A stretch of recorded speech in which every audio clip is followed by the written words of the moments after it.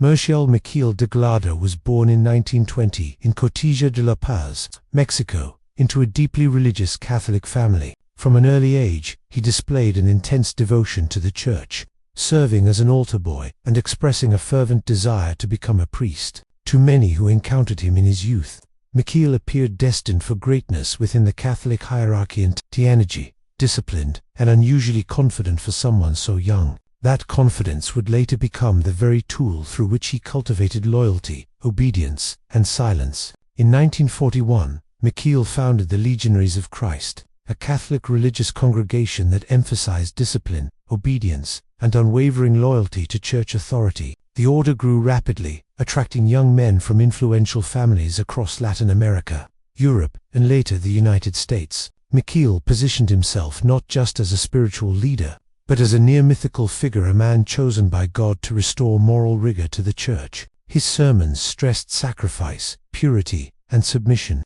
Questioning authority, especially his own, was framed as spiritual weakness or rebellion against divine will. Behind this carefully constructed image, Maciel was leading a double and, eventually multiple lives, marked by systematic sexual abuse, manipulation, and deception. Beginning in the 1940s and continuing for decades, he abused seminarians, many of them teenagers, under the guise of spiritual guidance or medical necessity. Victims later testified that Maciel exploited confession, private counseling sessions, and his absolute authority to isolate and control them. He used religious language to confuse victims, telling them that their suffering was a test from God or a sacrifice necessary for the good of the church. Maciel's abuse was not isolated or impulsive. It was structured, repetitive, and protected by a culture of fear. Seminarians were taught that obedience to their superior was obedience to God. Reporting misconduct was portrayed as a grave sin that could destroy the church and damn souls, including their own. Victims were often young, far from home, and completely dependent on the institution Maciel controlled. The psychological grip he maintained was profound, combining spiritual intimidation with emotional manipulation. As the Legionaries of Christ grew wealthier and more influential, Maciel cultivated powerful allies within the Vatican. He was an extraordinary fundraiser, securing millions of dollars in donations from wealthy Catholic patrons by presenting his order as the future of the church. This financial success, combined with his public image as a defender of traditional Catholic values, shielded him from scrutiny. Complaints were dismissed, investigations stalled, and accusers were discredited or silenced. By the 1950s, allegations against Maciel had already reached church officials. Internal investigations were opened and quietly closed. Instead of removing him from power, church authorities often chose to believe Maciel's denials. He portrayed himself as a victim of jealousy and conspiracy, a narrative that resonated with supporters who saw him as a reformer under attack. For decades, this pattern repeated. Accusations surfaced, were buried, and Maciel continued to rise. The scale of Maciel's deception extended beyond sexual abuse. It later emerged that he had secret relationships with multiple women, fathering several children, some of whom he also abused. He maintained different identities, lied about his past, and manipulated followers into providing him with drugs to support a long-term addiction. Each revelation further dismantled the image of holiness he had carefully constructed, revealing a man who used religion as a tool for domination and self-gratification. Victims who eventually came forward described lifelong trauma. Many struggled with faith, identity, and mental health. Some left the church entirely, unable to reconcile their spiritual beliefs with the violence inflicted upon them in God's name. Others remained devout but deeply wounded, haunted by the realization that the man they were taught to revere had systematically destroyed their trust. The turning point came in the early 2000s, when former seminarians publicly accused Maciel, drawing international media attention. Unlike earlier decades, these allegations could no longer be quietly dismissed. In 2006, the Vatican, under Pope Benedict XVI, finally took action. Maciel was ordered to withdraw from public ministry and live a life of prayer and penance. Notably, he was never criminally prosecuted by the Church, nor did he publicly confess or apologize. Maciel died in 2008, still officially a priest, without facing a trial in a secular court. Only after his death did the Vatican issue a scathing statement, acknowledging his very serious and objectively immoral behavior. The Legionaries of Christ admitted that their founder had lived a life devoid of scruples and authentic religious sentiment. For many survivors, this acknowledgement came far too late. The aftermath forced a reckoning within the Catholic Church. Investigations revealed not just one man's crimes, but a system that prioritized reputation, money, and power over the protection of the vulnerable. The Legionaries underwent reforms, leadership changes, and external oversight, but the damage was irreversible. Entire communities were left grappling with betrayal on a spiritual level few institutions can inflict. Marcial Maciel's story is not simply about sexual abuse, it is about violence enacted through authority, about how faith can be weaponized to silence victims and sanctify cruelty. His hands did not always strike, but they controlled, coerced, and violated. The violence was psychological, spiritual, and deeply personal, leaving scars that survivors carry decades later. His legacy stands as one of the most disturbing examples of how unchecked religious power can rot from the inside. A man who claimed to speak for God used that voice to destroy lives, while institutions meant to protect the faithful looked away. Marcial Maciel did not merely betray his calling, he turned the pulpit into a place of fear, proving that when trust is absolute and accountability absent, holiness can become the perfect disguise for harm. What part of this case shocked you the most? Would you have escaped or fallen into the trap? Let me know in the comments. James Warren Jones was born on May 13, 1931, in Indiana, into a deeply fractured household marked by poverty, instability, and isolation. From an early age, Jones demonstrated an obsessive fascination with religion, death, and control. Neighbors later recalled him conducting mock funerals for animals, preaching to other children, and displaying an unsettling intensity well beyond his years. What appeared, at first, to be eccentric religiosity would later reveal itself as the foundation of one of the most catastrophic crimes committed by a religious leader in modern history. Jones became a Pentecostal preacher in the 1950s, founding what would eventually become known as the People's Temple. Publicly, the church promoted racial integration, social justice, and aid for the poor, messages that resonated deeply during a time of civil rights struggle in the United States. Jones positioned himself as a progressive pastor, welcoming black congregants, advocating equality, and offering tangible support, like food programs and housing assistance. To many, he appeared to be a rare figure,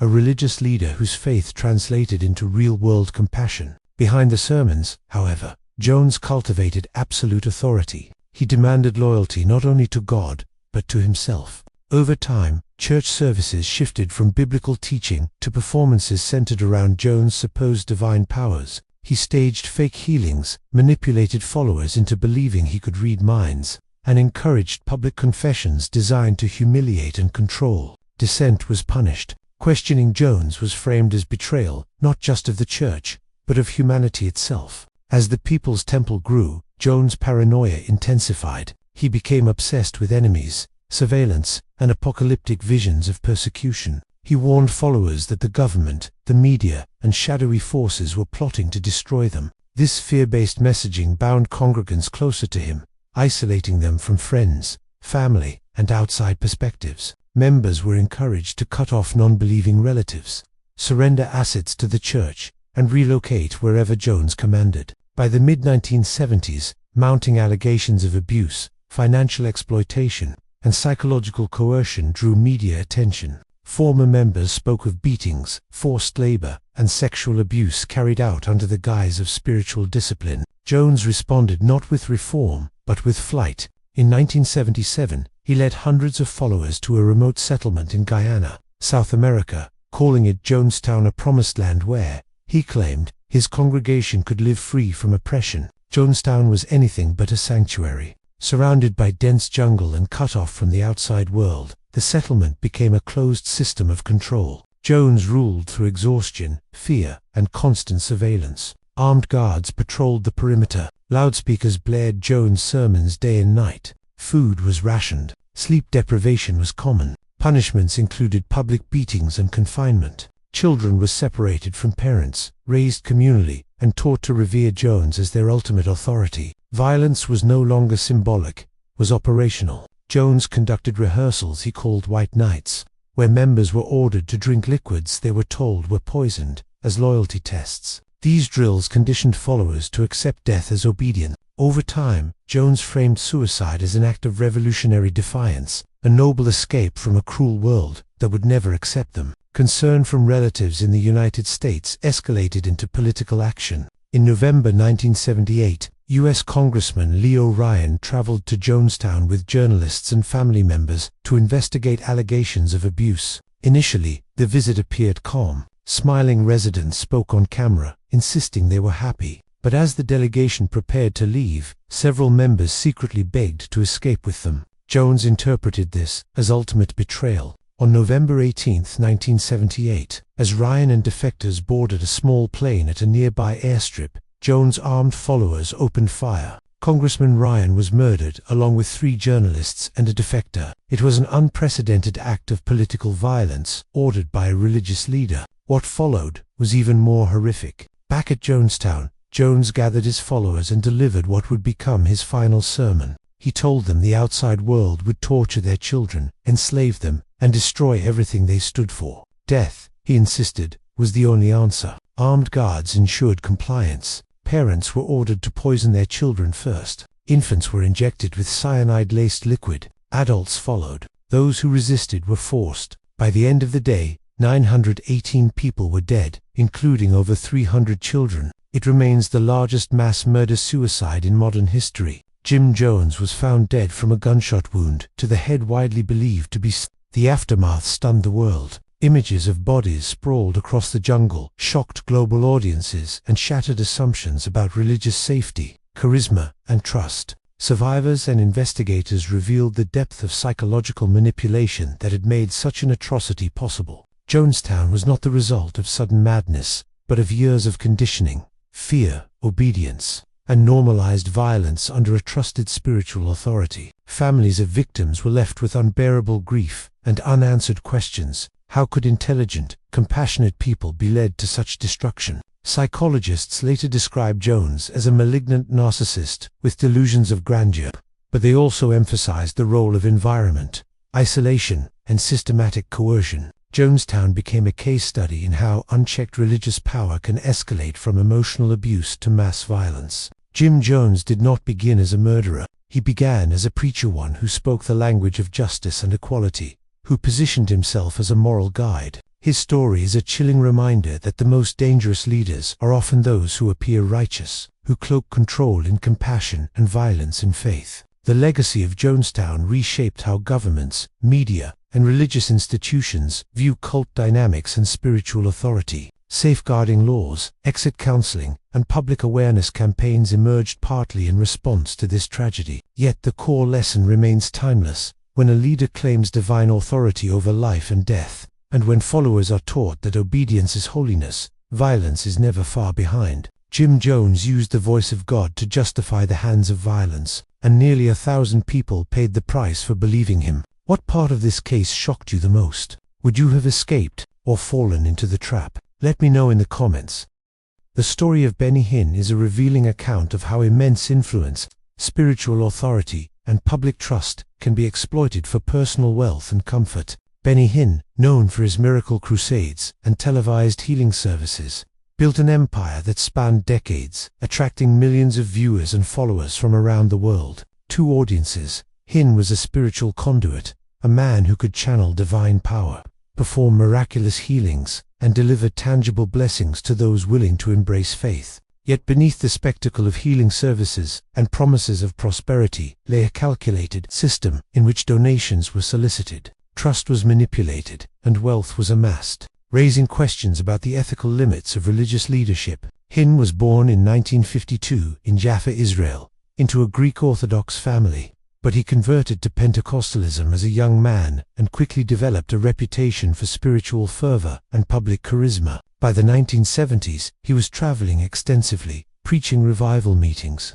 and attracting a devoted following in North America. Hinn's early sermons emphasized faith, divine healing, and the power of God to transform lives, which resonated deeply with audiences seeking hope, relief from illness, and spiritual reassurance. His appeal was not merely theological but psychological. He instilled a sense of possibility, belonging, and empowerment, creating a loyal base of followers who believed his ministry was divinely sanctioned. The expansion of Benny Hinn ministries coincided with the rise of televangelism and the global reach of television networks. His miracle crusades were broadcast internationally, allowing Hinn to connect with millions of viewers, solicit donations, and cultivate a brand synonymous with divine healing and financial prosperity. He encouraged congregants to give generously, framing contributions as a spiritual act that would unlock God's blessings in their own lives. The theology of giving was deeply intertwined with the prosperity gospel. Donors were promised that their offerings would result in healing,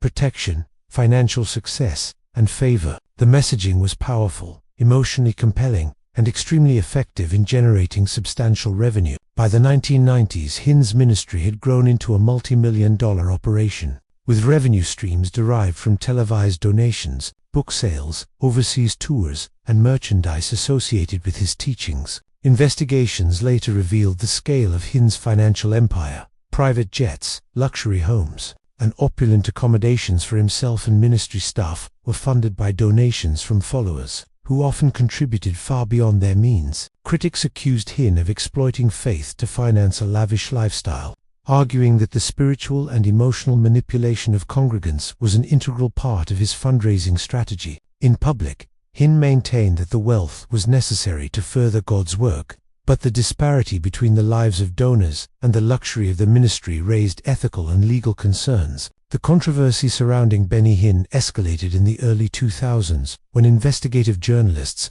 religious watchdog groups, and regulatory authorities began examining the financial practices of his ministry. Reports highlighted inconsistencies in accounting, potential misappropriation of funds, and extravagant expenditures that appeared unrelated to charitable or spiritual purposes. Critics argued that the accumulation of wealth by Hinn and his inner circle was disproportionate to the needs of the ministry's charitable or spiritual mission, suggesting a pattern in which public trust was leveraged for personal gain. The emotional and spiritual impact on followers was profound. Many individuals donated life savings or relied on Hinn's promises of divine intervention during desperate periods of illness, debt, or personal crisis. When miracles failed to materialize as promised, some followers experienced disillusionment, emotional distress, and a crisis of faith. The sense of betrayal was compounded by the realization that contributions intended to facilitate spiritual and communal good had instead funded a system designed to elevate the pastor's personal wealth and status.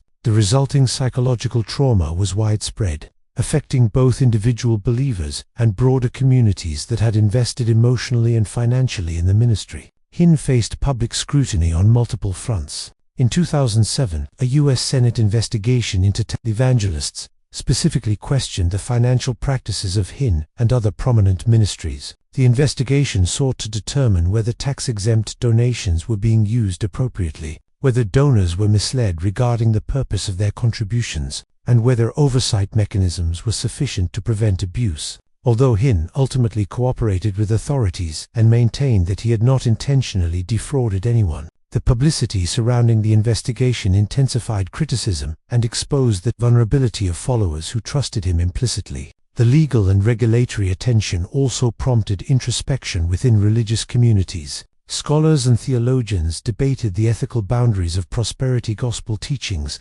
emphasizing the tension between encouraging generosity and exploiting faith for personal enrichment. Hinn's case became emblematic of the broader risks associated with charismatic leadership in unregulated or lightly regulated religious organizations. It illustrated how public influence, media reach, and personal charisma could be used to solicit funds on a massive scale while minimizing accountability. Beyond finances, Hinn's ministry also faced allegations of emotional and psychological manipulation. Attendees at his crusades described highly charged environments in which individuals were encouraged to surrender not only money, but personal autonomy and critical judgment in exchange for spiritual rewards. Hinn's rhetorical strategies created a sense of urgency, fear of divine disfavor, and moral obligation, further reinforcing the congregation's willingness to comply. This dynamic of authority and control, combined with the promise of miraculous outcomes, exemplified the ways in which power could be exercised under the guise of spiritual leadership.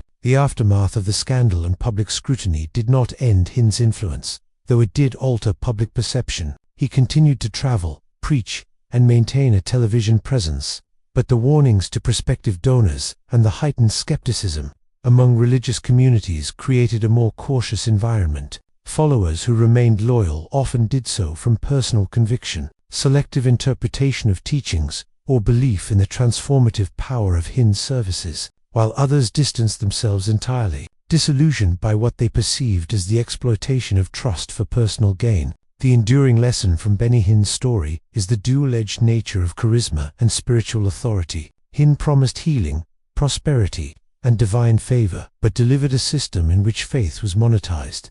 Personal loyalty was extracted, and donations were converted into personal wealth. For followers, the betrayal was not merely financial, it was existential, challenging deeply held beliefs about morality, trust, and the integrity of religious leadership. The story underscores the necessity of accountability, transparency, and ethical oversight in religious institutions, particularly those with large followings and significant financial inflows. For individuals affected, the psychological and emotional consequences were lasting. Many experienced difficulty reconciling their faith with the reality of Hind's practices. Families struggled with the tension between devotion and critical evaluation, while communities faced the challenge of restoring trust and rebuilding spiritual cohesion. Hind's rise and the eventual exposure of questionable practices serve as a cautionary tale, demonstrating that the pursuit of personal wealth, when cloaked in spiritual authority, can devastate both individual lives and collective trust in religious institutions. Ultimately, Benny Hinn's story is a stark reminder that when pastors choose money over morals, the cost is borne by those who placed their faith in them. The allure of prosperity gospel, charisma, and promises of divine intervention can mask the manipulation and exploitation that occur behind the scenes. Hind's ministry illustrates the vulnerabilities inherent in systems that combine spiritual authority with financial solicitation, emphasizing the enduring need for vigilance, oversight, and ethical accountability in religious leadership. It is a lesson in trust, betrayal, and the fragile line between spiritual guidance and exploitation. What part of this case shocked you the most? Let me know in the comments. The story of Robert Tilton is a disturbing account of a spiritual leader whose pursuit of wealth overshadowed every moral obligation to his followers. Robert Tilton, once a prominent televangelist in the 1980s and 1990s, rose to fame through his program Success in Life, which combined motivational preaching, televised prayers, and solicitation of donations with promises of divine blessing. Tilton's message resonated with millions of Americans who sought hope, financial security, and spiritual guidance. His sermons emphasized that God rewards faithfulness, obedience, and giving, particularly through financial contributions to the ministry. On the surface, Tilton appeared devoted to uplifting the faithful, but investigations revealed a calculated exploitation of trust, faith, and generosity. Tilton's early career reflected a combination of ambition, showmanship, and religious zeal. Born in 1946 in Texas, he began preaching in local churches and quickly demonstrated an ability to connect with audiences through both oratory and theatrics. By the late 1970s, he had transitioned to television, recognizing the immense potential of media to expand his ministry. His program Success in Life broadcast to millions of households nationwide, using compelling testimonials, inspirational messages, and personal appeals to solicit donations. Tilton's charisma, combined with the persuasive techniques of televised ministry, created a strong emotional bond between him and his viewers. Audiences felt personally connected to his message, believing that contributions would not only support the ministry, but also bring blessings into their own lives. Central to Tilton's financial strategy was the concept of seed faith giving. Viewers were encouraged to send money, often substantial amounts, to the ministry as a demonstration of faith. Tilton presented this practice as a way to activate divine favor. The more a believer gave, the greater the spiritual reward they would receive. Letters and phone calls were sent to donors, reinforcing the notion that financial contributions were spiritually essential. Testimonials from miracle recipients, often staged or exaggerated, were used to encourage compliance, creating an environment in which faith and financial giving were tightly intertwined. By the late 1980s, Tilton's ministry had grown into a multi-million-dollar enterprise. Investigations later revealed that donations were being mismanaged, misappropriated, or diverted for personal benefit. Tilton personally benefited from extravagant salaries, luxurious housing, and high-cost production for his broadcasts, which included expensive trips, elaborate television sets, and lavish events. Critics argued that these expenditures were inconsistent with the claimed spiritual mission of the ministry and reflected a deliberate strategy to monetize trust and devotion. In effect, Tilton had turned acts of faith into a revenue-generating mechanism that enriched himself at the expense of his followers. The scandal surrounding Tilton's operations intensified in the early 1990s when investigative journalism exposed financial misconduct. ABC's Primetime Live conducted an extensive investigation, revealing that donation envelopes from viewers were being discarded or ignored. Even as Tilton publicly promised that each contribution would yield blessings, donors were misled to believe that their money was being used for charitable purposes, healing services, and ministry expansion, while a significant portion was diverted to fund Tilton's personal lifestyle. The reports painted a picture of systemic deception, highlighting the ways in which media influence, charisma, and religious authority had been leveraged to mislead millions. Tilton's response to the scandal was mixed. Publicly, he denied intentional wrongdoing, claiming that all contributions were used appropriately and that any discrepancies were administrative errors. Internally, however, legal documents and testimony revealed that the ministry had maintained an organizational culture in which financial transparency was minimal and accountability structures were weak. Employees and volunteers, many of whom were committed to the stated mission, were often unaware of how funds were being allocated, leaving donors vulnerable to exploitation. The emotional impact on followers was profound. Millions of Americans had invested not only money, but faith and hope in Tilton's ministry. Families who donated significant portions of their savings experienced financial hardship, while others felt spiritually betrayed by a leader they had trusted implicitly. The realization that the promises of divine blessing were often tied to manipulated or misrepresented contributions led to disillusionment, shame, and a crisis of faith for many. Religious scholars later cited Tilton's case as an example of the psychological and emotional consequences of exploiting spiritual authority for financial gain. Legal actions against Tilton included investigations by the Internal Revenue Service and other regulatory bodies, which sought to determine whether the ministry's tax-exempt status had been abused, and whether funds were being misappropriated. While Tilton faced civil suits and was required to restructure his ministry's financial operations, criminal charges were largely avoided, reflecting the challenges of prosecuting complex financial schemes within religious organizations. Nevertheless, the public exposure of Tilton's practices significantly damaged his reputation and the credibility of his ministry. Tilton's story also catalyzed broader discussions about accountability in religious institutions. Questions arose regarding the ethics of soliciting donations under the guise of spiritual obligation, the responsibility of televangelists to maintain financial transparency, and the mechanisms necessary to prevent the exploitation of vulnerable followers. His case illustrated the vulnerability of viewers who, motivated by faith and hope, were persuaded to contribute without full knowledge of how their donations would be used. It also highlighted the need for media literacy and regulatory oversight in contexts where religious authority intersects with financial solicitation.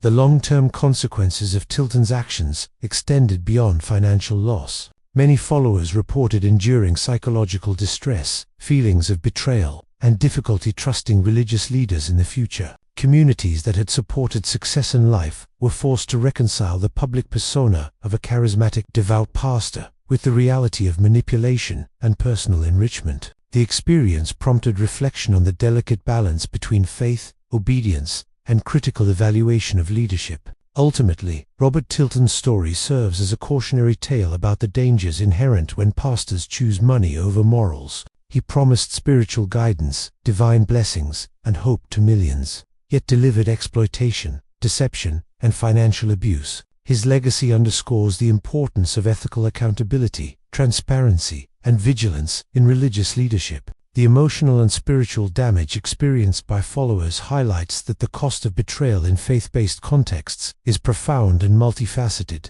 touching both personal well-being and communal trust. The case of Robert Tilton demonstrates how charisma, media influence, and spiritual authority can be weaponized to extract resources from devoted followers. It is a stark reminder that leadership in faith contexts carries immense responsibility. and that moral compromise for financial gain can devastate lives in ways that resonate far beyond the immediate moment. The story challenges religious institutions, followers, and society to remain vigilant, demanding integrity, transparency, and ethical conduct from those who hold positions of spiritual power. For those who trusted Robert Tilton, the consequences were enduring: financial loss, spiritual disillusionment, and a deep sense of betrayal. Yet the lessons of his rise and fall continue to resonate, offering a powerful reminder of the vulnerability of trust, the seductive power of charisma, and the imperative that morality must never be sacrificed in pursuit of wealth. Tilton's story remains one of the most infamous examples of televangelist exploitation, illustrating the consequences when faith is commodified, and when pastors prioritize personal enrichment over ethical leadership. What part of this case shocked you the most? Let me know in the comments. The story of Eddie Long is a harrowing example of how pastoral authority can be leveraged to exploit faith, finances, and trust. Eddie Long, a prominent bishop of New Birth Missionary Baptist Church in Atlanta, Georgia, rose to national attention as a charismatic spiritual leader with a congregation that swelled into tens of thousands. Known for his compelling sermons, magnetic presence, and promises of prosperity and spiritual guidance, Long cultivated a devoted following who placed deep trust in his leadership. Yet beneath the polished public image, allegations of financial manipulation, coercion, and abuse emerged, revealing a pattern in which the pursuit of wealth and control overshadowed moral responsibility. Eddie Long was born in 1953 in Charlotte, North Carolina, and his early life was marked by a strong commitment to religion and public service. He demonstrated exceptional speaking skills and quickly became involved in ministry work, eventually founding New Birth Missionary Baptist Church in the 1980s. From its early years, the church attracted a growing congregation, drawn to Long's energetic preaching, inspirational messaging, and focus on personal empowerment. His sermons often emphasized that faith, obedience, and financial contributions were pathways to spiritual and material blessings, framing giving as both a religious duty and a spiritual investment. Long's rise coincided with the proliferation of megachurches in the United States, which relied on media, charisma, and expansive congregations to expand influence and revenue. He leveraged television, print, and live events to reach thousands of followers, creating an image of a spiritual authority who could transform lives. Within the church, the culture reinforced loyalty to leadership, encouraging members to trust Long implicitly, submit to his guidance, and contribute financially in support of church initiatives. The combination of spiritual influence and media presence enabled Long to consolidate both authority and wealth, creating a system in which personal devotion was tied closely to material support. Financially, Eddie Long's ministry became a multi-million-dollar operation. Reports indicated that the church purchased luxury properties, maintained expensive vehicles, and funded high-cost projects under the guise of spiritual mission work. Followers were encouraged to give generously, often exceeding their means, with the understanding that their donations would yield divine favor and prosperity. Investigations later revealed that these contributions were frequently used to support Long's lavish lifestyle, as well as to consolidate power within the church hierarchy. The disparity between the spiritual promises offered to followers and the personal enrichment of Long became a focal point of criticism and controversy. The scandal surrounding Eddie Long escalated in 2010, when multiple young men came forward alleging sexual misconduct and coercion. These claims described a pattern of exploitation in which Long allegedly used his pastoral authority to manipulate vulnerable congregants,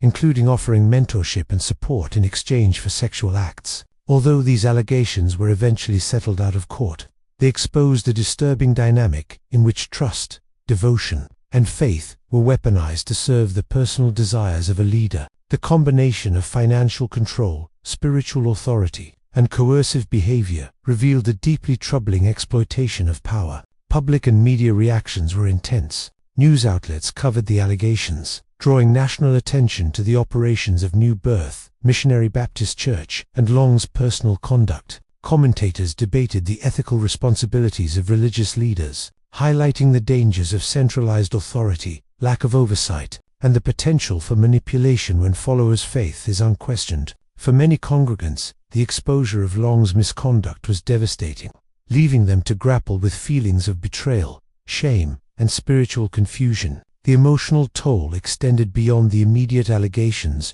affecting families and communities that had relied on Long's guidance and leadership for decades. Long's ministry had, for years, employed sophisticated messaging and persuasive techniques to cultivate loyalty and compliance. Sermons emphasizing obedience, divine reward, and the moral imperative of giving were paired with public displays of generosity, philanthropy, and spiritual influence. By projecting an image of moral authority and spiritual success, Long was able to reinforce trust among followers, making it more difficult for congregants to question financial and personal demands. This manipulation of perception underscores the power of charisma and public image in consolidating authority, particularly in religious settings where personal devotion is deeply intertwined with moral and spiritual guidance. The legal proceedings, settlements, and media scrutiny led to significant repercussions for Long's public image and ministry operations. While criminal charges were not pursued, civil settlements required substantial financial compensation to the accusers, reflecting the material and emotional dimensions of the harm caused. Church operations faced increased scrutiny, and the congregation was forced to confront the reality that the leadership they had trusted had engaged in unethical, coercive, and financially exploitative practices. The fallout illustrated the vulnerability of followers to manipulation when faith, obedience, and financial support are intertwined. Beyond the immediate legal and financial consequences, the scandal had lasting psychological and social effects. Many congregants reported struggling with disillusionment, loss of trust in religious institutions, and difficulty reconciling their faith with the reality of Long's actions. Families who had encouraged participation in church initiatives experienced internal conflict, feeling guilt or responsibility for supporting leadership that ultimately betrayed their trust. The broader community faced the challenge of re-establishing trust in spiritual leaders while addressing the financial and emotional damage incurred. The case of Eddie Long highlights the dangers inherent in centralized spiritual authority, particularly when combined with financial solicitation and limited oversight. His ability to leverage charisma, media influence, and religious devotion to accumulate wealth and manipulate followers underscores the vulnerability of congregants to exploitation. It also demonstrates the importance of transparency, accountability, and ethical leadership within religious institutions, where the stakes involve not only financial resources but the spiritual and emotional well-being of individuals. Ultimately, Eddie Long's story serves as a cautionary tale about the consequences of prioritizing personal enrichment and control over moral responsibility. Followers trusted him with their faith, their finances, and their personal lives, and in return, many experienced exploitation, betrayal, and harm. His rise and fall illuminate the complex dynamics of power, faith, and accountability in religious organizations and serve as a reminder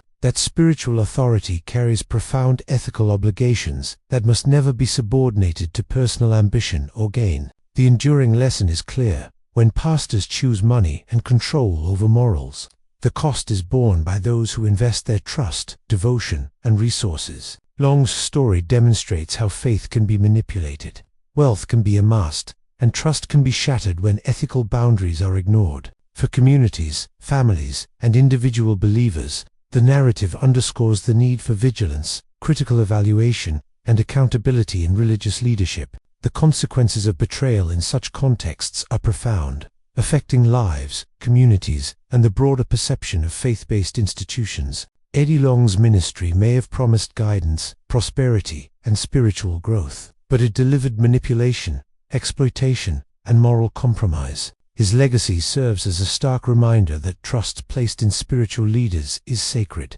and that ethical responsibility must never be sacrificed for personal gain, wealth, or power. For those who are deceived, the emotional, financial, and spiritual impact remains a powerful testament to the dangers of unbridled authority in religious contexts. What part of this case shocked you the most? Let me know in the comments.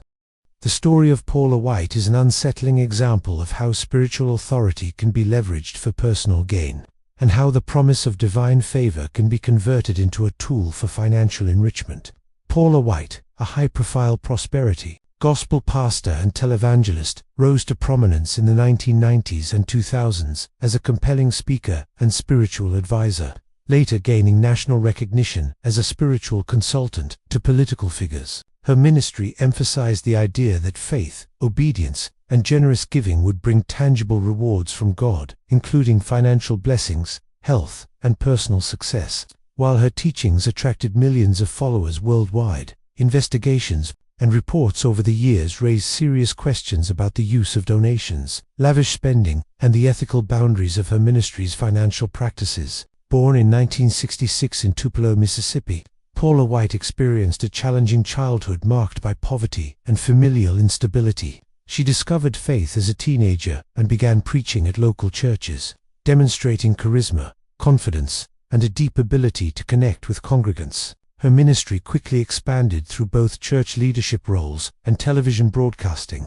White became known for her dynamic presence, inspirational messages, and the central promise of the prosperity gospel, that God would reward faithful and generous followers with material success. This message resonated deeply with those seeking hope, stability, and a sense of purpose, drawing a loyal base of congregants who trusted her guidance and leadership. White's ministry grew into a sprawling organization with multiple congregations, television programs, and global outreach efforts. Central to her financial strategy was the solicitation of donations framed as seed offerings, financial contributions that were portrayed as essential to unlocking God's blessings.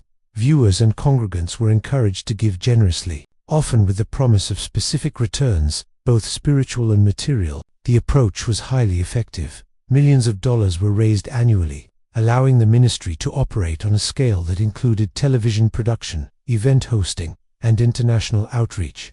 However, scrutiny arose when critics suggested that a significant portion of these funds was being diverted for personal enrichment, rather than charitable or spiritual purposes. Investigations into Paula White's finances revealed patterns of high-value property acquisitions, luxury travel, and personal expenditures that were funded by donations from followers. White reportedly owned multiple residences, used ministry funds to maintain a lavish lifestyle, and directed significant resources toward personal branding and media presence. While her supporters defended these expenditures as necessary to advance the ministry and reach more people, detractors argued that the disparity between the wealth of the pastor and the struggles of her followers demonstrated an exploitation of trust and faith. The ethical implications of such financial practices became a central point of public discussion, raising questions about the responsibilities of religious leaders toward their congregants. White's prominence increased when she became a spiritual advisor to political figures, a role that expanded her influence beyond traditional ministry channels. She was able to access a wider audience, receive national media attention, and further consolidate authority within faith-based communities. Yet the combination of political visibility and prosperity gospel messaging intensified scrutiny. Critics raised concerns about conflicts of interest, potential misrepresentation of donations, and the prioritization of personal visibility and influence over the spiritual and financial welfare of followers. The expansion of her platform illustrated how charisma, media presence, and perceived spiritual authority could be leveraged to attract significant resources and attention.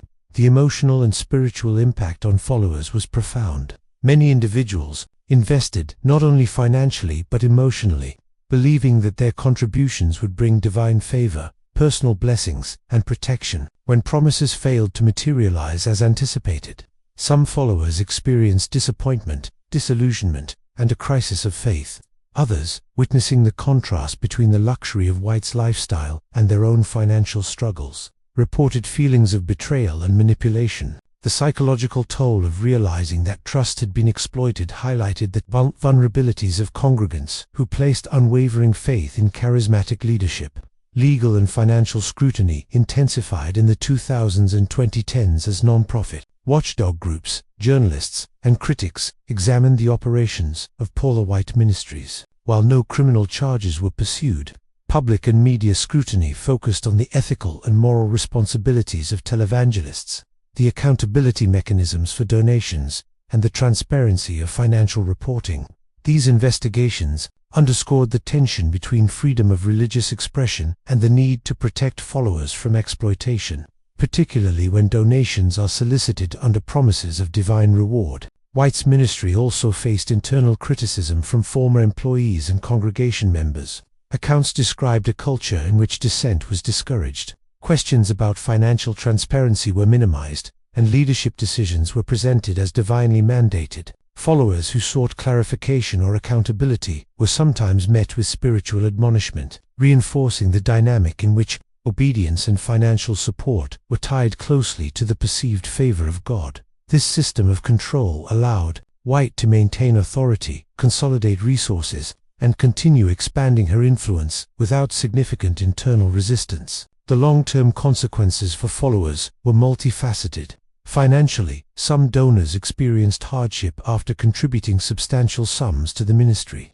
Emotionally and spiritually, the betrayal of trust led to disillusionment and, in some cases, a re-evaluation of religious beliefs. Communities that had embraced White's ministry faced the challenge of reconciling the public image of a devoted spiritual leader with the realities of financial mismanagement and exploitation. Scholars and theologians used the case as a lens to examine the risks inherent in prosperity gospel teachings, highlighting the potential for manipulation when spiritual authority is combined with financial solicitation. Ultimately, Paula White's story is a cautionary tale of how trust, faith, and devotion can be exploited when pastors prioritize personal wealth and public visibility over ethical responsibility.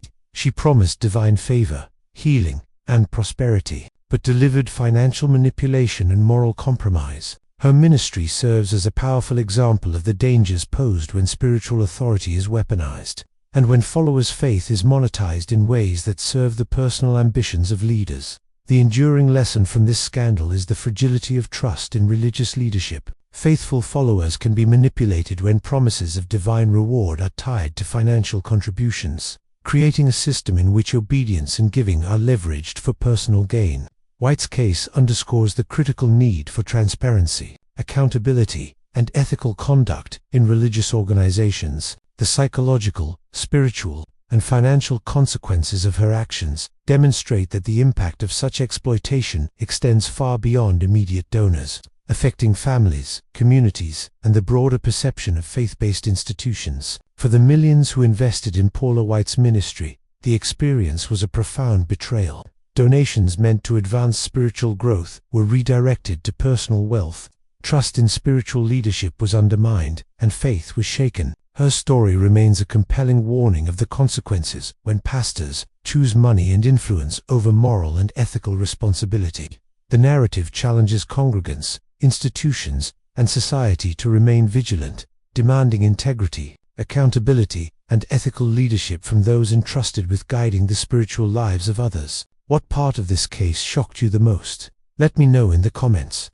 The story of Creflo Dollar exposes how one of America's most high-profile prosperity gospel pastors used his religious influence to amass extraordinary personal wealth, raising questions about ethics, accountability, and the exploitation of faith. Creflo Dollar, founder of World Changers Church International in Atlanta, Georgia, became internationally recognized for his charismatic preaching, television broadcasts, and teachings on the principles of prosperity gospel. Two followers, Dollar represented a spiritual authority capable of guiding them toward divine favor, success, and blessings. Yet the enormous wealth he accumulated over decades, including private jets, luxury homes, and extravagant lifestyles, sparked widespread criticism, highlighting the potential for abuse when religious leadership intersects with unchecked financial power. Born in 1962 in College Park, Georgia, Creflo Dollar grew up in modest circumstances. Early on, he displayed a keen interest in ministry and public speaking, eventually founding World Changers Church International in 1986.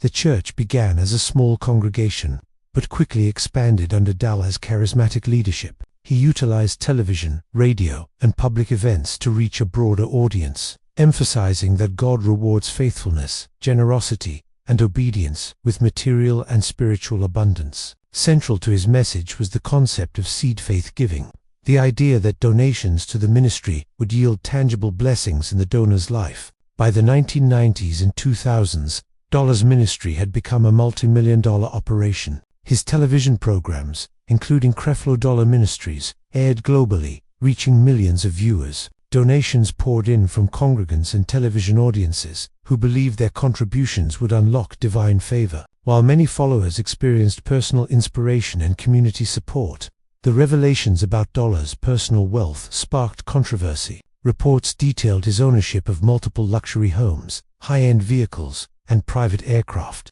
all funded through donations from followers who were often struggling financially. Critics argued that Dollar's lifestyle reflected a stark contradiction between his teachings of modest stewardship and the reality of personal extravagance. The controversy surrounding Creflo Dollar intensified in the mid-2000s when his ministry became the focus of media investigations. Questions were raised regarding the transparency of financial practices, the allocation of donations, and the ethical implications of soliciting large sums from followers while maintaining a lifestyle of immense wealth. In particular, the purchase of a $65 million Gulfstream G650 private jet in 2015 drew national attention and criticism. Dollar defended the purchase, asserting that it was necessary for ministry operations, but the public response highlighted the perception of moral compromise and exploitation of trust. Followers' emotional and spiritual investment in Dollar's ministry was profound. Many had donated significant portions of their income with the expectation that their contributions would not only support the church's mission, but also bring blessings, healing, and success into their own lives. The revelation that large sums were used to fund the pastor's personal lifestyle rather than community projects created feelings of betrayal, disillusionment, and spiritual confusion. Families reported internal conflict, struggling to reconcile devotion to a pastor who preached prosperity in faith with the reality of lavish personal spending. The ethical debate surrounding Dollar's ministry extended beyond media criticism. Religious scholars, financial watchdogs, and community leaders questioned the responsibility of spiritual leaders to maintain transparency and accountability in managing donations. The prominence of prosperity gospel teachings, coupled with Dollar's high-profile persona, illustrated the inherent risks of concentrated spiritual authority. When a single leader controls both messaging and finances, the potential for exploitation increases, and followers are particularly vulnerable to manipulation. Dollar's defense often rested on theological justification. He maintained that the wealth of the pastor could be used as a tool to expand ministry outreach, fund charitable initiatives, and inspire followers to embrace the principles of faith-based financial success. To supporters, Dollar's wealth was a sign of God's favor, a manifestation of the very prosperity he preached. To critics, however, it was a glaring example of moral compromise, the accumulation of wealth at the expense of followers' trust and financial security, cloaked in the language of spiritual necessity. The long-term impact of Dollar's ministry on followers has been complex. While some congregants continue to find inspiration, guidance, and community support through his church, others have distanced themselves, disillusioned by the disparity between promises of spiritual prosperity and the reality of personal enrichment. Studies of prosperity gospel ministries indicate that such discrepancies can create cognitive dissonance, causing individuals to question faith, personal judgment, and the legitimacy of religious institutions. The psychological and emotional consequences are often compounded when individuals invest significant resources, both material and spiritual, into a ministry that prioritizes leadership enrichment over communal well-being. The public scrutiny surrounding Creflo Dollar's ministry also prompted discussions about regulatory oversight, financial accountability, and ethical responsibilities in religious organizations. While religious freedom protects the right of spiritual leaders to teach and solicit donations, the case underscores the tension between legal authority, moral responsibility, and the protection of vulnerable followers. Financial disclosure, independent audits, and governance structures are critical safeguards to ensure that donations are used in accordance with stated purposes, particularly in organizations wielding immense influence and authority. Ultimately, Creflo Dollar's story serves as a cautionary tale about the intersection of faith, wealth, and ethical responsibility. The promise of prosperity, when tied to financial contributions, can become a tool for exploitation,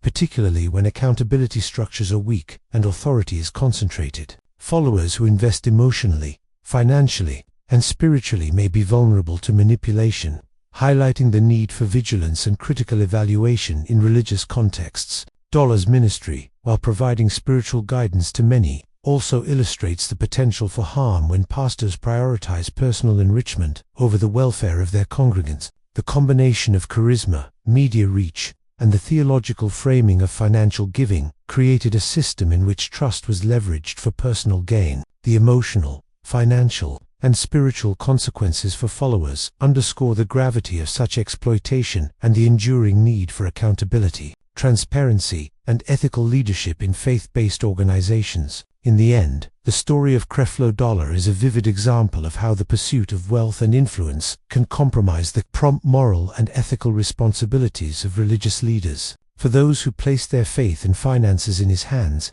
the experience was often transformative, but not always positively. While some found spiritual inspiration, others faced betrayal, disillusionment, and financial loss. The lessons are clear. Faith, trust, and devotion are sacred. And when pastors choose money over morals, the consequences ripple through the lives of countless followers, communities, and institutions that rely on integrity and ethical leadership. For more real-life crime stories that expose the hidden dangers behind positions of power and trust, subscribe to the channel and stay tuned for our next deep dive into crimes that were never meant to be uncovered.